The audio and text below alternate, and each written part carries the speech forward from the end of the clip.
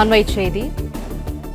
தமிழ்நாட்டில் ரூபாய் 4302 கோடியில் தொழிற்சாலையை விரிவாக்கம் செய்கிறது ஓலா செல் டெக்னாலஜிஸ்.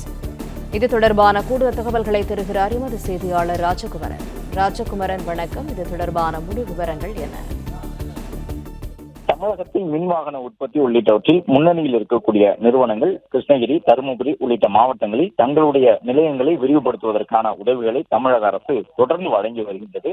அதன்படி 4302 கோடி ரூபாயிலே தன்னுடைய தொழிற்சாலையை விரிவாக்கம் செய்வதற்காக ஓலா செல் டெக்னாலஜிஸ் நிறுவனம் அனுமதியை பெற்றிருக்கின்றது.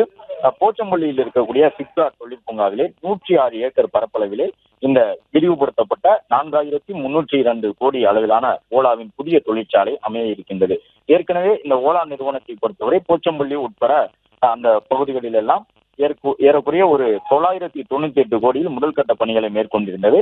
ஏற்கனவே 1150 பேருக்கு வேலைவாய்ப்பு கிடைத்த நிலையில் அந்த ஓலா செல் டெக்னாலஜிஸ் என்னும் பெயரிலான நிறுவனத்தினுடைய விரிவாக்கத்தின் வாயிலாக கூடுதலாக 3850 பேருக்கு வேலைவாய்ப்பு கிடைக்கும் என்ற தகவலை அந்நிறுவனத்தின் சார்பில் வெளியிட்டிருக்கின்றனர்.